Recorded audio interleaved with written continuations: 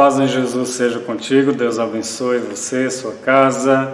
Uma grande alegria estar com você aqui comigo, para nós estarmos em mais um momento conversando acerca da revista, da Escola Bíblica Dominical, que neste trimestre, como eu tenho dito, veio assim de uma forma muito especial. É um assunto muito interessante, necessário para a nossa realidade enquanto Igreja do Senhor. E a revista deste quarto trimestre, agora finalizando o ano de 2019, traz como título aí uma realidade que nunca fugiremos dela, que é falar sobre o tema o governo divino em mãos humanas. Temos aí como base os livros de 1 e 2 Samuel. Hoje estaremos aqui estudando, comentando, conversando acerca da lição de número 7, que estará sendo ministrada aí na sua igreja no dia 17, agora próximo domingo, 17 de novembro deste ano 2019. E esta lição de número 7 traz como título aí, Davi é ungido rei. As demais lições, desde a primeira lição, vem construindo uma base para chegar neste momento aqui da lição de hoje, que é o momento em que Saul foi rejeitado por Deus, pela sua postura, pelo seu comportamento como governante do povo de Israel, ungido, levantado, escolhido por Deus para estar ali administrando o povo do Senhor, no caso em questão no Antigo Testamento, a nação, o povo, o povo escolhido por Deus, que foi a nação de Israel, a partir de Abraão, veio sendo construída, formada. O Antigo Testamento, na verdade, é toda uma construção. Deus vem elaborando caminhos, trajetando, levando o povo, mostrando, olha, é por aqui, é por ali, vem aqui, vai acolá, e o povo se esquiva, o povo se comporta de uma forma rebelde contra Deus, que foi a lição passada, que falamos aí da rebeldia, o que é, nós entendemos aí a partir da lição passada. Você não assistiu, assista lá, a lição de número 6, e hoje em especial é a unção de Davi. Davi é ungido rei para substituir Saul, que desobedeceu a Deus e por consequência Deus o rejeitou como governante, como rei. Lembre-se, Deus não rejeitou a pessoa de Saul, o indivíduo, o ser humano Saul. Deus rejeitou o governante, o rei que estava no trono, pelo seu comportamento como rei, a sua postura como rei. Deus não queria mais que ele o fosse. Então Deus prepara Davi, unge Davi, e hoje nós vamos falar um pouquinho desse princípio, do ministério de Davi, por assim dizer, enquanto servo de Deus, servindo ao povo de Israel como rei. O título da lição, Davi é ungido rei. Aqui no texto áureo nós temos aí 1 Samuel, capítulo 16, versículo 13, que diz o seguinte: Então Samuel tomou o vaso de azeite e ungiu no meio dos seus irmãos, falando acerca de Davi aqui. E desde aquele dia em diante, o Espírito do Senhor se apoderou de Davi. Então Samuel se levantou e se tornou a Ramá. Então, uma palavra forte aqui neste versículo o Espírito do Senhor se apoderou. Se apoderar assim, é muito forte. Então nós temos que entender a questão da tradução, a transliteração do texto original até chegar para nós no português, porque se apoderar é tomar para si, é tomar posse, é controlar. Eu me apodero daquele veículo, então o veículo está na minha posse, eu faço o que eu quiser do veículo. Então o termo apoderar-se aqui é muito forte. Então, naquele momento, não é que Deus tomou a mente de Davi e falou, Davi vai para lá, Davi vem para cá, Davi... Tanto é que no futuro, aqui, a partir desse momento, lá na frente, Davi peca. Então, assim, não é que Deus estava tomando o controle da mente de Davi, não. É que o Espírito do Senhor, a partir daquele momento, veio ali para estar com Davi, para prepará-lo, para amadurecê-lo, para livrá-lo das ciladas que viriam, e foram muitas tentativas de tirar a vida de Davi, não somente por parte de Saul, mas dos filisteus, enfim, toda uma história. Então esse se apoderar aqui é estar com ele a partir daquele momento, para ajudá-lo, para prepará-lo para ele no futuro assumir o trono de Israel. Aqui na verdade prática nós temos o seguinte resumo da parte do nosso irmão que escreveu a revista. O propósito da unção é capacitar o obreiro para desempenhar a obra de Deus e com autoridade vencer os gigantes. Então o propósito da unção divina é o quê? É capacitar o obreiro. É a partir daquele momento ele está sendo preparado para desempenhar uma função dentro da igreja. E este obreiro, esta pessoa, este ser humano, precisa agora mais ainda da ajuda do Espírito Santo para alertá-lo, para dar ele entendimento, para fazê-lo entender melhor a palavra de Deus, porque ele vai servir a igreja a partir deste momento. Então a unção também no Antigo Testamento e conosco agora no Novo Testamento, a igreja, inclusive a que nós participamos, a Assembleia de Deus, em princípio é este o fato que acontece, ou pelo menos o pensamento que nós temos, é este: como o Espírito Santo, a partir do momento que o Fábio é separado para ser diácono, para ser um auxiliar, para ser um presbítero, na ordem, né? Auxiliar, diácono, presbítero, evangelista e pastor. Então o Espírito de Deus vai me dando a graça para eu desempenhar aquela função. Da mesma forma, quando um líder de departamento se ora-se por ele na igreja local, então nós cremos que a partir da oração da igreja, aquela pessoa vai receber uma capacidade da parte do Espírito Santo, um dom ou dons, para ele desempenhar aquela função de liderança na questão de regência, departamentos, que assim é dividida a Assembleia de Deus, pelo menos a maioria funciona dessa forma. Aqui, na leitura bíblica em classe, que está registrada em 1 Samuel capítulo 16, versículos do 1 ao 13, você dê uma paradinha aí, leia, para que você se ambiente aí de uma forma melhor naquilo que vamos comentar a partir de agora, nesta lição de número 7, tá bom?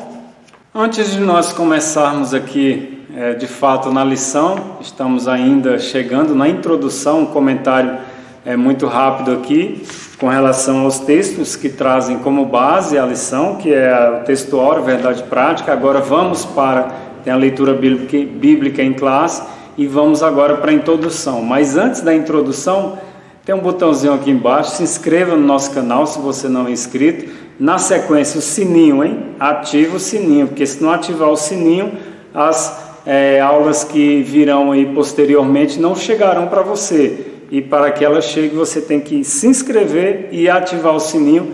E dê o seu like aí, deixando seu joinha para nós. Nos abençoe, tá bom? Aqui na introdução, o conceito de unção é do Antigo Testamento. Destinava-se a sacerdotes e reis. Então, a ideia de unção, da forma literal como acontecia no Antigo Testamento, era aquela pessoa era separada para desempenhar uma função dentro da estrutura religiosa do povo de Israel, ou na função de sacerdote, ou na função de rei. Então ele recebia a unção. O que era a unção? Eles vinham ali com um vaso de azeite, com azeite mesmo, né, e derramava sobre a pessoa. Então essa ideia de unção vem aqui do Antigo Testamento. Tanto é que Saul foi ungido, depois Davi foi ungido aqui na casa de Jessé, seu pai, diante dos seus irmãos, lemos agora há pouco. Enfim, profetas também eram ocasionalmente ungidos, então não era uma regra. O profeta não é que ele tinha que ser ungido para ele poder desempenhar o ministério de profeta, não, nem sempre funcionava assim. Ou na maioria dos profetas de fato, chamados por Deus e usados, inclusive aqueles que levam os nomes dos livros do Antigo Testamento, eu tenho uma dificuldade agora de lembrar de um deles que foi ungido mesmo. eram mais aqueles da escola de profetas e tal, que tinha ali no Antigo Testamento, tem umas referências. Esses eram ungidos, era uma coisa mais mecânica, né, por assim dizer, mais ritualística. Na maioria dos casos, Deus chamava, capacitava e bora, meu irmão, vamos para o deserto que eu quero trocar uma ideia com você. E lá Deus preparava e daqui a pouco ele vinha cheio do Espírito Santo, como aconteceu no caso de João e aconteceu também no caso de Jesus, que foi ao deserto. Era mais ou menos naquele modelo. Deus chamava aquela pessoa, mas não necessariamente ele passava pelo processo da unção mesmo, literal, que era derramar o óleo do azeite sobre a sua cabeça, tá bom? A unção do rei Davi por intermédio, agora no caso dos reis, sim, todos os reis eram ungidos, passavam por esse processo. A unção do rei Davi por intermédio de Samuel é uma declaração da escolha divina para cumprir seus propósitos. Então, neste caso aqui em especial, Davi, Saul também foi, desta forma sim, foi revelação de Deus pura, mas Saul tropeçou, não deu conta de obedecer ao Senhor e foi rejeitado. No caso aqui de Davi, da mesma forma, foi ungido, uma revelação da parte de Deus. Samuel, vai na casa de Jessé, chegando lá tu vai ungir o novo rei de Israel. Então Jessé chegou lá pela aparência, não esse bonitão e não esse fortão e não esse aí que é um exímio soldado, não esse camarada aí. No final das contas Deus falou com Samuel, né? A maioria dos irmãos que assistem já conhecem o texto, caso não, leia lá no comecinho do livro de Samuel, 1 Samuel. Então assim, Deus falou: Samuel, tu está olhando o que está à frente dos teus olhos, camarada, eu estou vendo o que está dentro do coração, quem é a pessoa por dentro. Por fora todo mundo é bonitão, mas por dentro é aquilo que Deus de fato olha na pessoa que ele escolhe. E no caso aqui de Davi, ele foi ungido, e a unção do rei Davi por intermédio de Samuel é uma declaração. Deus está dizendo para a família de Davi naquele momento que Deus tem uma obra a desempenhar, desenvolver e fazer através de Davi. Ali usou como testemunhas a família de Davi, né? Tem umas questões aí que eu não tenho como comprovar, que são extra-bíblicos, dizendo que Davi de fato não era filho, irmão por parte de pai e mãe dos demais, ele era discriminado. Tem toda uma questão aí que algumas pessoas comentam, tem algumas referências aí em alguns livros, mas aqui não é o momento para falar sobre isso. Mas eu acredito que vai por aí também. Davi era meio que discriminado ali dentro da família, e Deus honra Davi diante dos seus irmãos e dos seus pais, levando Samuel ali para ungí-lo, o próximo rei da nação de Israel. Primeiro tópico, Davi, o rei ungido. Primeiro subtópico aqui, significado e propósito da unção. No hebraico há duas palavras para unção: Suki e Mashá. A palavra suki aponta para a unção com óleo sobre o corpo ou a cabeça de um convidado.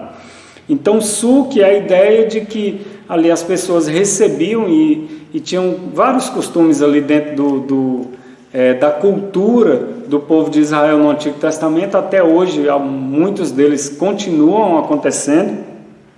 Mas chegava um convidado na minha casa, o anfitrião ali, o dono da casa, ia lá e ungia esse convidado. Não era derramar o óleo, é basicamente ali o que é feito nas igrejas hoje, né?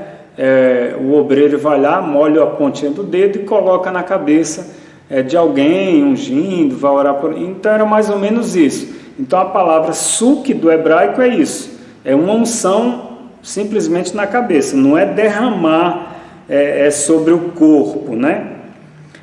A palavra suki aponta para a unção com óleo sobre o corpo ou a cabeça de um convidado. Então fica mais ou menos, dá-se a entender que não era aquela de derramar mesmo, era uma unção de seja bem-vindo, né?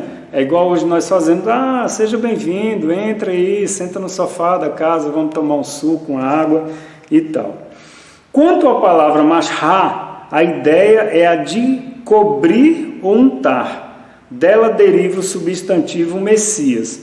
Então, no caso aqui desta outra palavra, que também faz referência à unção na língua hebraica, é mashá, Eu não falo hebraico, mas tenho desejo, um dia eu vou saber pronunciar isso direito. Neste caso aqui é aquela mesmo de derramar, jogar mesmo, molhar o cabra todo, aquela que, né, a unção, o óleo é derramado sobre a cabeça, em Salmo, né, no livro dos Salmos, que desce sobre a barba, que vai até a orla, enfim, é aquela mesmo de derramar um jarro mesmo em cima da cabeça. A palavra grega kriou, se relaciona com Mashá, daí o nome Cristo. Então aponta para o Messias, né, para o Cristo. No Antigo Testamento, a palavra preferível para a prática da unção religiosa é Mashá. Unção de pedra, a referência em Gênesis 31:13, dos sacerdotes, dos reis, dos profetas e de objetos diversos que seriam usados na estrutura, ou na tenda, ou no tabernáculo, ou no templo físico, tornando-se assim intocável. Aquilo estava sendo separado para um serviço da casa do Senhor. E a gente tem que ter cuidado hoje, esse negócio de ungir casa, ungir porta, ungir carro. Cuidado, se eu ungir um carro, eu estou dizendo para Deus assim, ó, meu carro a partir de hoje só vai trabalhar para a igreja, né?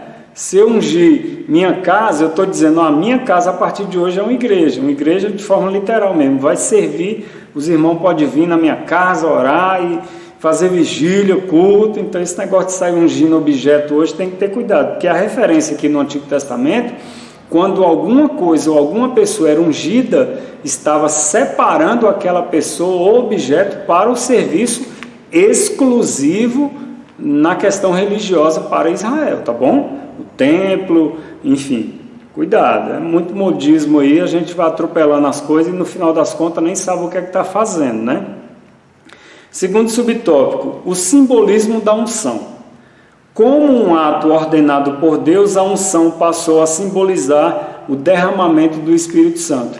Então, aquela ideia de derramar, né, um jarro de óleo, de azeite sobre a pessoa, para nós no Novo Testamento, dá essa ideia de que alguém vai ser pego e quando é orado por ele, quando é separado essa pessoa para o ministério ou para alguma função na igreja local, essa pessoa recebe uma unção com referência ao derramamento lá do jarro de óleo sobre a pessoa mesmo, e essa pessoa a partir do momento, para nós agora ela vai ser cheia do Espírito Santo.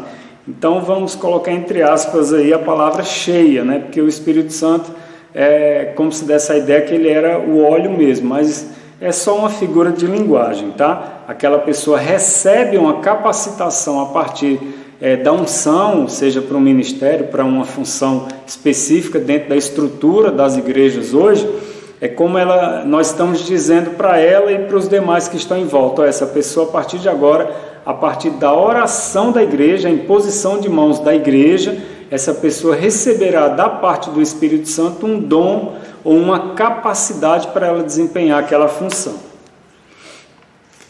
A unção no Antigo Testamento destinava-se à separação de alguém para algum ofício. Então, a unção nas pessoas era para isso, dizendo, a partir de hoje, aquela pessoa ali é sacerdote, vai trabalhar, é levita, vai fazer essa função específica, é rei, vai governar. Então, a unção sempre, para as pessoas, sempre apontava para, a partir daquele momento, ela prestando um serviço para a igreja. No Novo Testamento está relacionada a Cristo, como Filho de Deus e Salvador do mundo, e aos cristãos no sentido de dotar-nos de poder para testemunhar as verdades do Evangelho. Então, quando nós falamos que recebemos uma unção hoje no Novo Testamento, a ideia é dizer para as pessoas, olha, a partir desse momento eu recebi o Espírito Santo, então eu sou parte do corpo de Cristo, eu fui ungido, eu fui separado, eu fui revestido pelo Espírito Santo e a partir de hoje eu sou um cristão, eu sirvo ao Senhor, o Deus da Bíblia, Criador, que mandou o seu Filho um dia para vir aqui e morrer, enfim, né? Essa ideia de unção para nós hoje. É claro que tem a questão ministerial que é diferente, já falamos aqui imposição, separação de pessoas para desempenhar funções específicas dentro das igrejas. A verdadeira unção é ordeira, decente e tem como alvo a glória divina e a expansão do reino de Deus. Então, de fato, a pessoa que é ungida na questão de igreja hoje é uma coisa séria, não é palhaçada, não é brincadeira, não é teatro, não é para querer aparecer, para dizer para os outros, não, isso aí é circo. Então você desconsidera isso aí, tá bom? Quando é uma coisa séria, uma cerimônia, igreja séria, pessoa séria, aí a gente considera que aquela pessoa que está sendo ungida está sendo separada para desempenhar uma função, um serviço, prestar um serviço dentro da igreja do Senhor. Terceiro subtópico, a unção sobre Davi. O autor sagrado destaca o sentimento humano de Samuel, o qual gostava muito de Saul, mas o profeta estava no querer de Deus, devido a seus pecados. Saul não poderia continuar como rei. Então, o irmão aqui nosso que escreve o livro 1 e 2 Samuel, que são uma obra, você já sabe que é um livro só, mas foi dividido para melhorar a forma, que era muito grande, né? Dá-se a entender que Samuel gostava de Saul, mas ele sabia que Deus tinha rejeitado, ponto. Obedeceu Samuel, obedeceu a voz de Deus, foi lá, ungiu Davi e ficou quietinho, porque se Saul soubesse, mandava matar mesmo. Já tentou matar várias vezes, né, no contexto bíblico. A partir desse momento aqui, muito mais ele queria matá-lo porque sabia que Deus ia levantar Davi no lugar dele, a sua linhagem não assumiria o trono, enfim. Para evitar conflito, Samuel foi lá, ungiu e ficou quietinho, não falou nada, a família de Davi sabia, mas eles achavam que era só brincadeirinha, uma coisa ali, enfim, não consideraram de fato o que Samuel foi lá e fez em nome do Senhor, ungindo ali Davi. Samuel não falou que ele assumiria o trono, mas enfim. Conhecendo bem Saul, Samuel tinha consciência de que a missão de ungir o novo rei seria difícil. Por isso ele foi orientado por Deus a fazer um banquete e um sacrifício naquela região. Então Deus mais ou menos falou assim: Samuel, vai lá, fala que vai visitar a casa de Jessé, não diga que vai ungir ninguém, pro povão, né? Para que as mídias, não tinha, né? Mas o povo não comece a... Ih, Samuel lá na casa de Jessé, Saul, Samuel... Então, assim, para evitar comentários, fofoquinha, Samuel foi quietinho, só falou: não, eu vou até a casa de Jessé, que eu vou fazer um sacrifício naquela região ali para abençoar o povo e tal, mais ou menos por aí, né? Os filhos de Jessé passaram diante do profeta, mas nenhum deles foi escolhido. Então Samuel se impressionasse, embora Samuel se impressionasse com a postura e a aparência dos jovens. Então Samuel foi ver o que estava diante dos seus olhos. Samuel sabia que Deus ia escolher um deles. Então Samuel falou: não, esse aqui é bonitão. Não, o Senhor falou: Samuel, não é esse aí não. O segundo, Samuel, deve ser. Enfim, foi até chegar o último. E ao final Samuel falou: acabou os meninos? Cadê os rapazes? Não tem mais ninguém não? Aí veio aquela história, né, que já conhecemos. Tem um. Está lá no meio do pasto, cuidando E Samuel falou: olha, não nos assentaremos à mesa antes que ele venha. Manda chamar, vai alguém lá buscar esse rapaz aí, porque quando ele chegar aqui, vamos ver se Deus aprova eu ungí-lo aqui diante de vocês. Aqui no segundo subtópico, nós temos como título aí, Davi, o rei que era servo. Primeiro subtópico, o ungido servindo. A unção de Deus não tira a nossa atitude de servos. Davi, sendo ungido, não abandonou sua posição de servo e fez isso até que chegasse o momento de assumir o trono.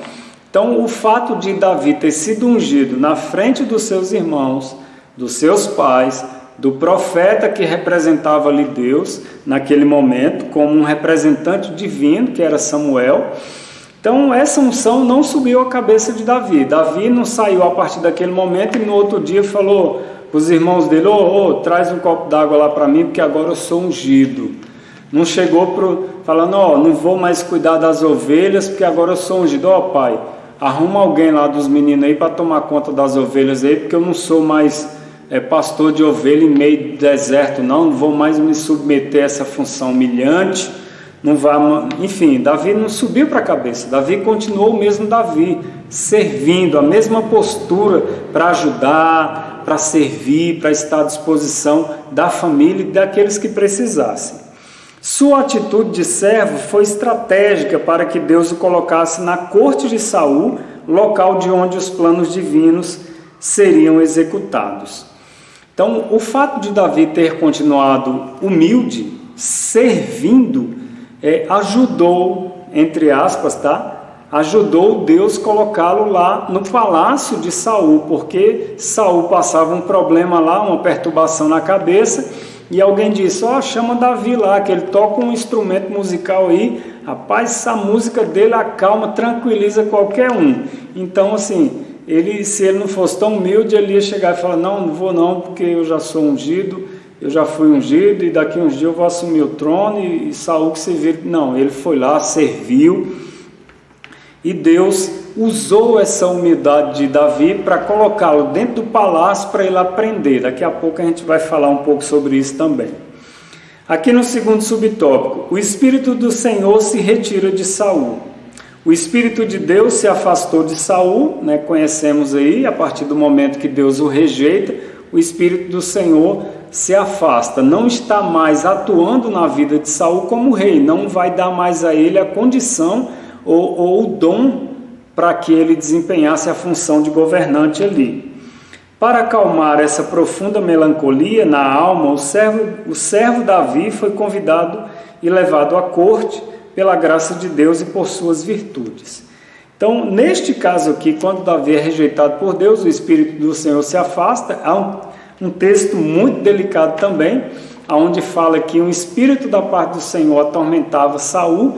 Então, Davi foi chamado, vem cá menino, toca aqui para mim. Quando Davi tocava, dedilhava ali a sua harpa, quem sabe ele tocando ali, cantando aqueles hinos maravilhosos que ele compôs, tantos, ela está lá no livro dos Salmos, tantos salmos ali compostos por Davi, quem sabe ele cantava aquelas melodias acompanhadas, meu Deus, devia ser uma coisa divina mesmo, do outro mundo, e Saul relaxava, dormia, o espírito mal que o perturbava saía dele, de perto dele, enfim, era paz total.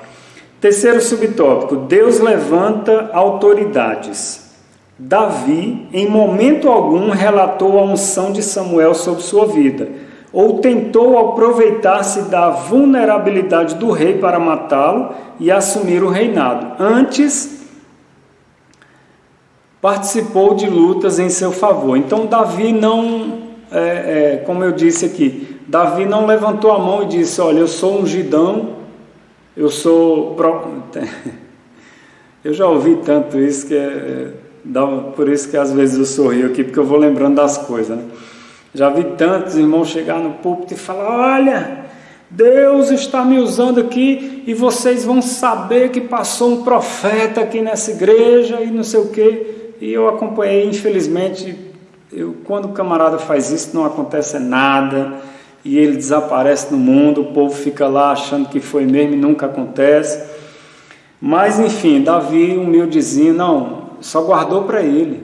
Eu fui ungido, um dia Deus vai me colocar em alguma posição, eu vou desempenhar uma função dentro da nação de Israel, abençoar o meu povo, porque Deus me ungiu, mas ele estava quietinho, não saiu por aí tocando trombeta, falando para todo mundo que era ungido, que era profeta, que era, como é que eu usei até esse termo aqui na lição passada, conferencista internacional, seminarista, no caso de seminarista não, conferencista, palestrante, enfim, Davi não saiu falando nada, Davi ficou quietinho, continuou servindo da mesma forma.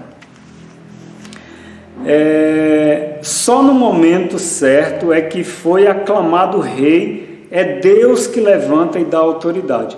Então, se Deus chamou, se eu percebo que Deus me usa em algum ministério, algum dom dentro da estrutura da igreja, a gente erra. Eu já pequei muito por conta disso, precipitando, querendo, não, é porque eu sou usado, eu tenho Deus já, o dom tal, o ministério tal, e não sei o que, eu já orei, Deus me deu.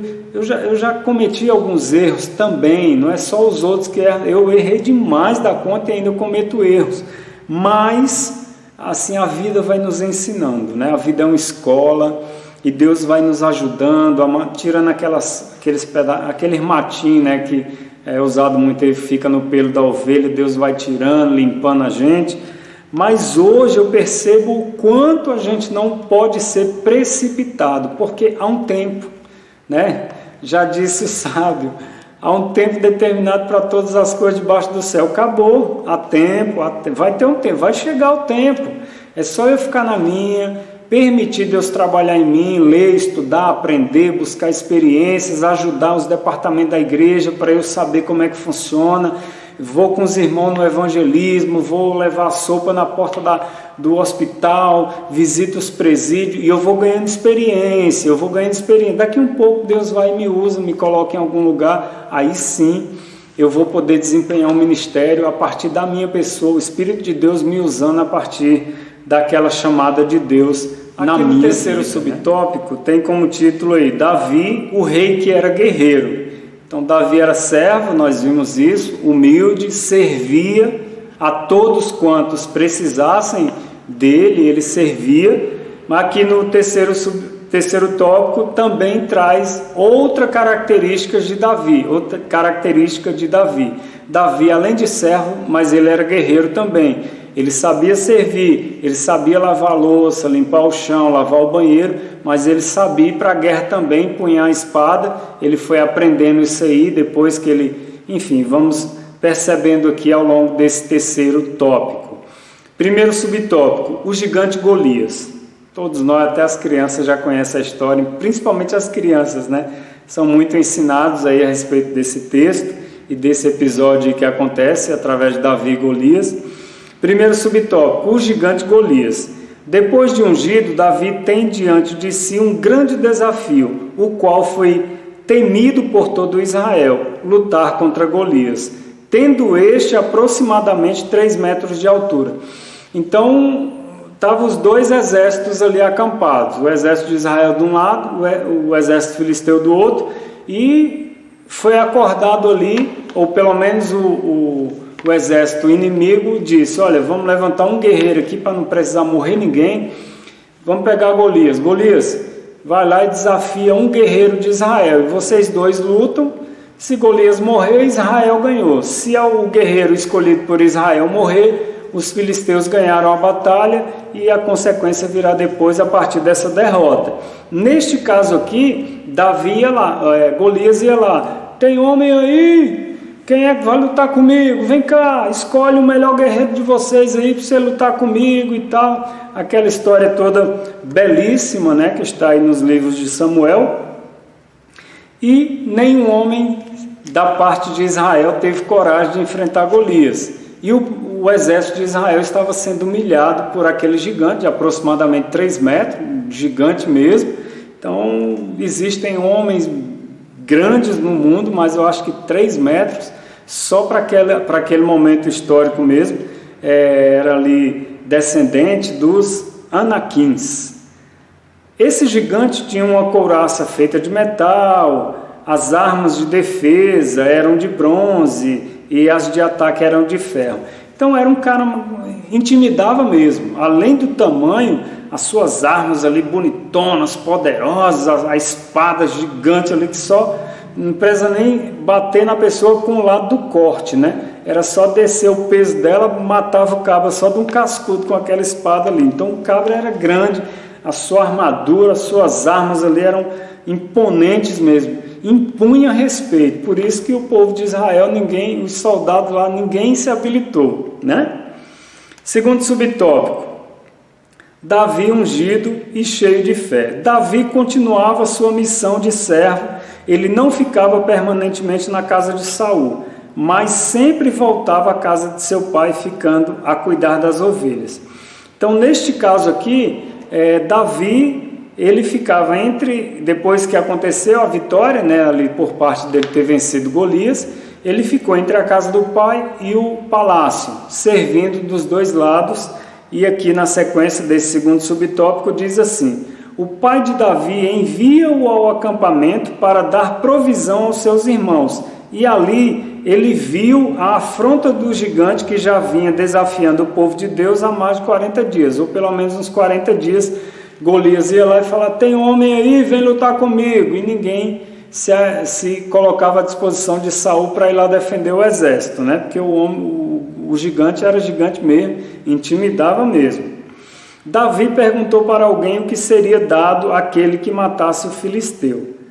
E aquele cidadão disse: olha, o rei, quem for lá e matar o gigante, o rei vai dar grandes riquezas, vai dar a filha dele para casar com esse guerreiro, e ainda esse homem e a sua família vai ter isenção de impostos. Então Davi falou: olha, eu já estou no gás mesmo, vou enfrentar esse gigante aí, mas será que tem alguma premiação aí? Então Davi não era bobo também, ele sabia que ele não ia colocar a cabeça dele em risco, e além de ser um defensor do povo de Deus, em representar ali o Senhor dos Exércitos, que ele vai em nome do Senhor dos Exércitos, ele queria saber o que ia dar, porque ele ia lá vencer o gigante, mas ele já queria, depois que ele vencesse, ele já estava em mente: eu vou vencer, então será que o rei vai dar alguma coisa a mais para mim quando eu vencer o gigante?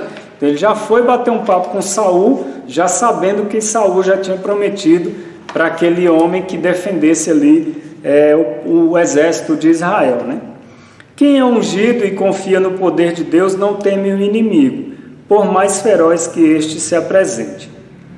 Quem é ungido e confia no poder de Deus não teme o inimigo. Temer é ter medo. Ter medo é eu ficar, né? Medo é medo. Agora temer é diferente. Temer é respeitar. Eu temo. Nosso irmão aqui coloca da seguinte, a expressão é forte, né? Quem é ungido e confia no poder de Deus não teme o inimigo. Eu confio que Deus é soberano, todo-poderoso, Senhor, Criador, eu confio em Deus, mas eu não deixo de temer o inimigo. Aí falando aqui, considerando Paulo, né, que a nossa luta não é contra carne e sangue, mas contra potestades, principados, dominadores, enfim. Eu temo o poder que o diabo e todos os seus anjos, todo o reino das trevas tem. Eu não tenho medo deles, mas eu temo. Temer, na minha cabeça, é respeitar. Eu respeito, porque eles são poderosos. O poder que eles têm foi dado por Deus, só que eles usam para o mal. Eles converteram o poder que Deus deu para eles para fazer o bem, e eles fazem o mal. Então eu temo sim. Não tenho medo, mas eu temo. Eu respeito os meus inimigos, falando aí no caso em questão, na questão espiritual, que é o diabo e todos os demônios que trabalham com ele, por mais feroz que este se apresente. Então eu não enxergo o homem como inimigo. Alguém quer me fazer o mal, ele não é meu inimigo. O inimigo que eu tenho é talvez um demônio que esteja atuando na cabeça dele, na mente dele, na alma dele, para querer me atingir. Aí é diferente. Eu não vou olhar para aquela pessoa como meu inimigo, por mais que ela ache que seja, mas eu não enxergo ela como meu inimigo. O meu inimigo é a força do mal que está atuando na vida dela. Então, como Paulo disse, eu não enxergo. A nossa luta não é contra pessoas, é contra os poderes das trevas que atuam através de pessoas. Terceiro subtópico, as armas do garoto. Saul tentou preparar humanamente Davi para a guerra, pondo nele as suas armaduras sem sucesso. Então Saul pegou as suas armaduras e falou: Davi, vem cá. Colocou nele o capacete, aqui a parte da frente, o peitoral, aqueles negócios que vinha no ombro, de repente aquela telinha que tem nos filmes antigos, né, de guerra. Os guerreiros usavam aquela telinha de ferro ali, feita de ferro, porque se a espada batesse assim, ela machucava, mas não cortava o braço do guerreiro. Então Saul colocou as armaduras dele em Davi, mas Davi ficou meio desconfortável. Saul deu a espadona dele para Davi, falou: pega aqui, só a espada. Davi já deu uma balançada, falou: vamos fazer o seguinte, rei, tira esses trecos de mim, porque eu não estou acostumado a usar esses negócios, não. O garoto as deixou de lado e tomou seu cajado, sua funda e 5 pedras. Então, neste caso aqui, Davi respeitou Saul, não faltou com respeito com Saul, mas falou: rei, faz o seguinte, eu já matei um leão, já matei um urso lá no campo, e eu não precisei usar armadura nem espada, então deixa eu fazer da minha maneira, o senhor deixa? Aí Saul não tinha opção, né, porque ninguém, só Davi mesmo que era louco bastante para enfrentar o gigante. Então Saul falou: vai lá, menino, vai, leva essas pedrinhas que você tem na mão aí, essa fundazinha, vai, some daqui, vai lá e dá umas petelecadas nesse gigante aí. Enfim, e lá foi Davi, né? O garoto venceu essa batalha porque confiou em Deus e dependeu exclusivamente da armadura divina e não das armas de Saul, que são em referência aos recursos apenas humanos. Então, o nosso irmão coloca aqui, as armaduras de Saul, a sua espada, eram recursos humanos, de fato. São recursos humanos que ali estavam sendo usados, porque homens lutavam contra homens. Então, quem tivesse melhor aparelhado, em princípio, melhor espada, melhor armadura, melhor arma, melhor carro ali, enfim, ia ganhar a guerra. Então, em princípio, é isso. Então, na cabeça de Saul, ele tinha que dar um recurso humano para Davi. Mas Davi já tinha outra cabeça, ele tinha experiência com Deus, e Davi não estava preocupado com isso. Ele já sabia no coração dele que de alguma forma Deus daria vitória a ele. E o nosso irmão aponta aqui que a gente não pode usar somente, vou falar com as minhas palavras, não podemos, ele fala aqui, que são uma referência aos recursos humanos. A gente não pode depender exclusivamente dos recursos humanos. Sim, eu não posso confiar apenas porque eu fiz faculdade. Eu não posso confiar que eu vou desempenhar bem uma função dentro da estrutura da igreja, pregando, ensinando, dirigindo, pastoreando, liderando, apenas porque eu fiz faculdade, porque eu estudei as áreas humanas, a administração, propaganda, marketing. Não é só isso. Então, se eu for confiando só no recurso humano que eu tenho, eu não terei vitória, é claro.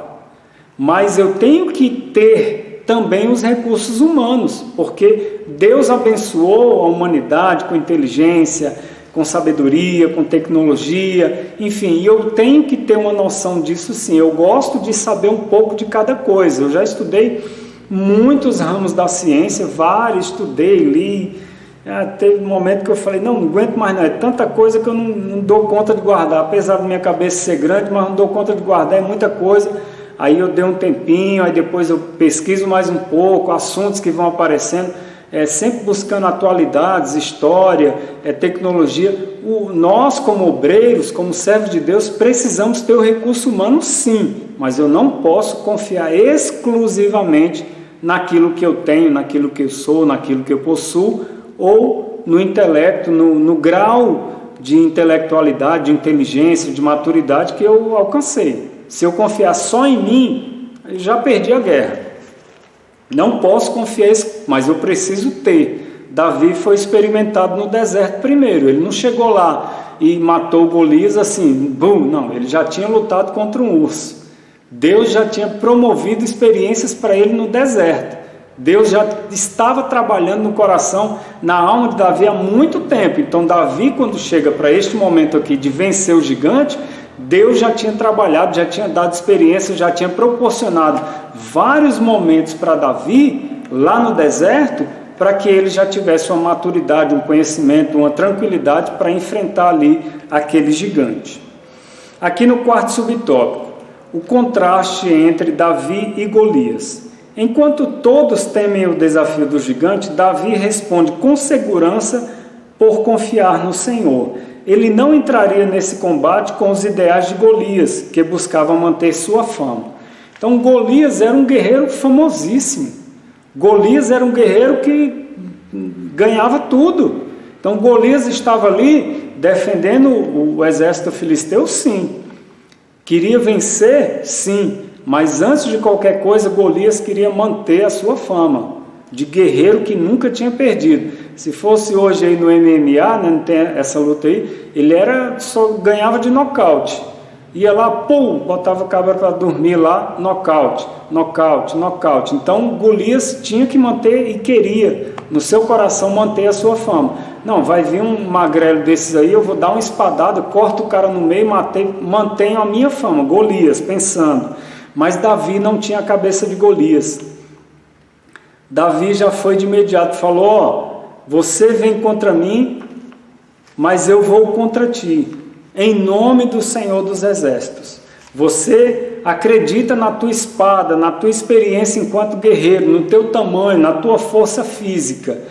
Eu confio não em mim, eu confio no Senhor, o Deus de Israel, que vai me dar a vitória sobre ti hoje, e Deus me dará.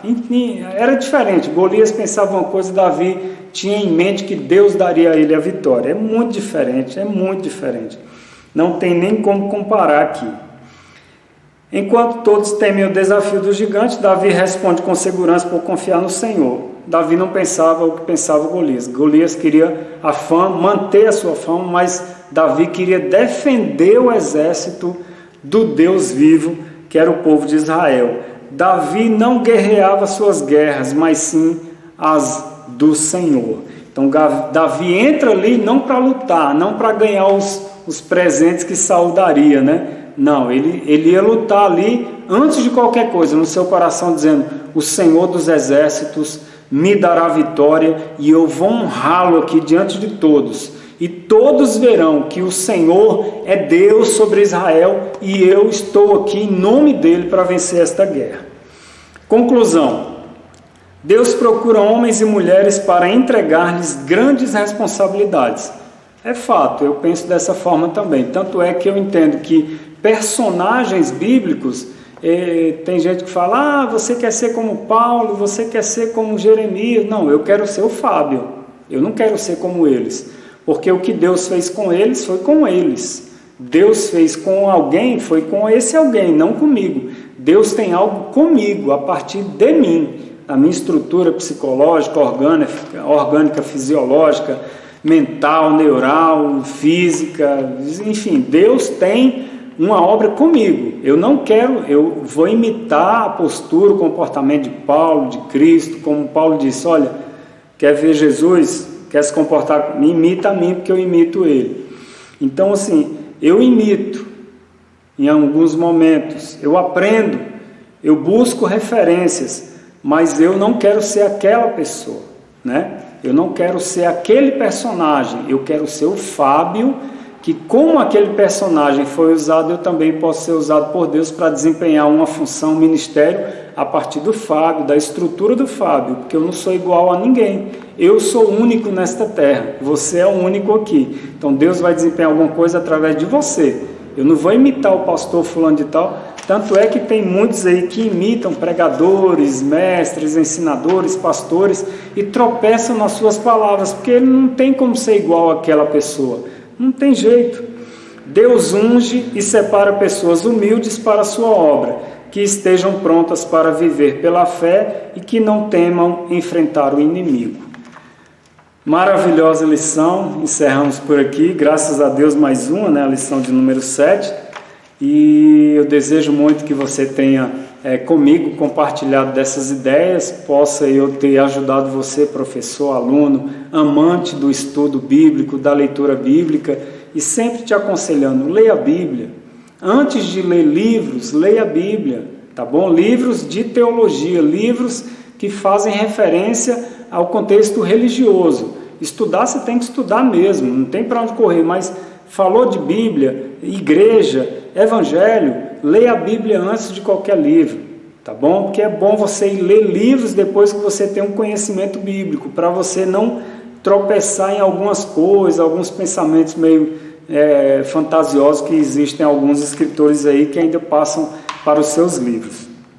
Deus te abençoe, se inscreve aí, deixa o seu like, tá? Compartilha a aula aí para os seus irmãos, para a sua família, para a sua igreja, nas suas mídias. Ore por mim, eu estarei orando por você. Até a próxima aula, em nome de Jesus.